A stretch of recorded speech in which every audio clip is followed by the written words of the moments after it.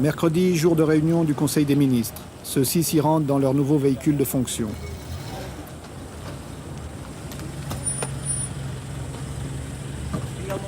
En effet, là aussi, pour montrer qu'on veut rompre avec d'anciennes habitudes, d'anciens privilèges, les Mercedes, symbole du pouvoir utilisé par les précédents régimes, ont été remplacés par des R5.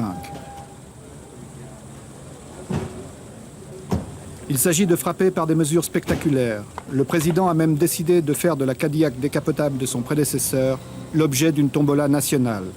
Ainsi, celui qui l'aura gagnée pourra-t-il l'utiliser sans être soupçonné d'enrichissement illicite. Outre le capitaine Sankara, l'équipe gouvernementale est composée de militaires et de civils. Tous doivent avoir un engagement total et en particulier multiplier les contacts dans le pays.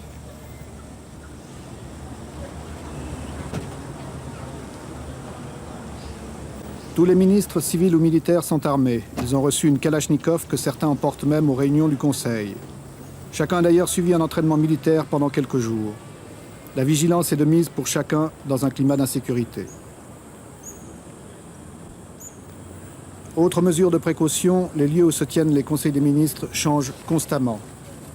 Ils ne sont connus qu'une demi-heure avant l'heure prévue. Le travail des ministres est chargé. Le programme qui est proposé aujourd'hui est austère, difficile. Pour toute l'équipe gouvernementale, il va représenter un effort considérable. Là aussi, chacun doit avoir ses dossiers bien préparés, bien étudiés. Le capitaine veille à l'engagement de chacun de ses ministres. La révolution, si elle promet un avenir radieux, elle part d'abord de sacrifices permanents. Et ces sacrifices, nous sommes décidés à les assumer. Et nous formons quotidiennement notre peuple à les accepter. Nous savons qu'ils sont lourds, très lourds. Ces sacrifices, nous avons demandé aux fonctionnaires de renoncer à une partie de leurs indemnités, parce qu'ils sont des privilégiés. Cela, vous vous en doutez, ne peut pas être bien accueilli partout. Ces sacrifices, nous demandons aux voltaïques de se mobiliser. Si ailleurs, si dans certains pays, on a pu détourner un fleuve, en Volta, nous pouvons bien le faire parce que nous avons des bras aussi vigoureux. Ces sacrifices, nous les imposons au gouvernement, aux membres du gouvernement auxquels nous imposons un rythme de vie, un train de vie très modeste. Nos ministres ne sont pas autorisés à voyager en classe première, en première classe dans les avions. Ils prennent les classes touristes. Et même quand il est possible de les faire voyager par les avions charter, nous le faisons. Nous avons suspendu pour une longue période les brasseurs d'air, l'air conditionné dans les bureaux, etc. Nous avons supprimé les indemnités des ministres, du président, etc. Nous les avons tous ramenés à leur salaire d'instituteurs quand ils étaient instituteurs, de professeurs, de médecins ou de capitaines, dépouillés de toutes autres indemnités. Levez à droite. Marche. L'armée est obligatoire, mais seuls 2% des voltaïques en âge de porter les armes sont recrutés faute de moyens. Voyez la tête.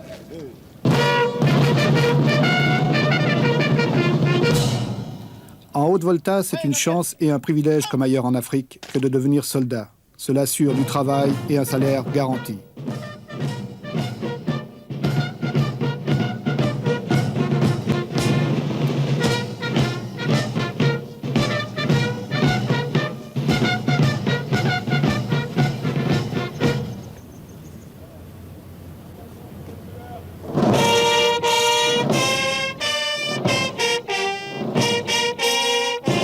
La volonté du capitaine Sankara est de vouloir mieux intégrer l'armée au peuple.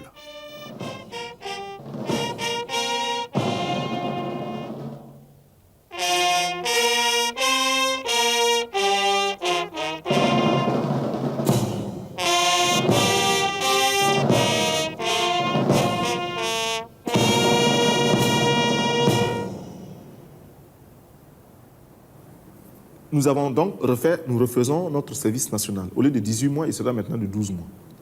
Mais au lieu d'être simple, exclusivement militaire, le métier des armes, 18 mois, et après on en garde certains, les autres sont renvoyés, non. Ce sera un service où il faudra apprendre bien sûr le maniement des armes pendant un certain temps, une période donnée, mais une autre période, à peu près les 3/4 du temps de service, ces 3/4 seront consacrés à la production, sous l'encadrement militaire bien sûr. Pourquoi nous faisons cela? D'abord, nous disons que la défense du peuple incombe au peuple. Et il faut que le peuple se mobilise, il faut que le peuple soit en armes, car nos ennemis sont nombreux, tout le monde n'acclame pas la révolution voltaïque, et tout le monde n'a pas entré l'âge de guerre contre nous. Et aussi, nous estimons qu'il n'est pas question de confier la défense du peuple à une minorité, si spécialisée soit-elle. Non, c'est le peuple qui se défend. Et c'est le peuple qui décide de faire la paix quand il ne peut plus poursuivre la guerre. C'est le peuple qui décide du budget de l'armée. C'est le peuple qui décide de ce que doit être l'armée. Il ne faut pas qu'il y ait une armée, une aristocratie au-dessus du reste du peuple. Nous voulons casser cela. Et même nos galons, nous voulons transformer tout cela pour que l'armée, enfin le militaire se fonde dans son peuple. Mais les militaires voltaïques auront à produire, à participer à la production agricole, plus tard industrielle, et d'une manière générale à la vie économique. Et déjà, nous enregistrons des succès, des résultats très, très, très positifs dans toutes les casernes, répondant à un mot d'ordre que nous avions lancé il y a un certain nombre, il y a quelques mois. Les militaires se sont mis à construire des poulaillers et procèdent à un élevage des poulets qui est de plus en plus intéressant. Quelle était la consigne pour les soldats? La consigne était un quart de poulet par militaire et par semaine. C'est un minimum. Nous savons que si ce quart de poulet par militaire et par semaine est réalisé, il y a une amélioration de l'alimentation. Il y a aussi un désintéressement de cette couche de salariés réguliers que sont les militaires par rapport au marché du poulet, de la volaille, ce qui va nécessairement baisser le prix de la volaille pour d'autres clients que sont les civils. Et puis, l'effet d'entraînement, c'est que le militaire qui le fait pour lui-même, qui le fait parce que son chef lui a donné l'ordre de le faire, sera tenté de le faire pour lui-même à domicile. Et puis, forcément, cela fera tache d'huile. Bon, du reste, déjà, certains militaires ont estimé que ce mot d'ordre, un quart de poulet par militaire et par semaine, n'est pas suffisant. Et ils font un demi-poulet. Et il y en a même qui prétendent qu'ils feront un poulet par militaire et par semaine. Nous ne demandons que cela, parce que la révolution, c'est aussi vivre dans l'opulence, c'est vivre dans le bonheur, mais le bonheur et l'opulence pour tous, non pas pour quelques-uns.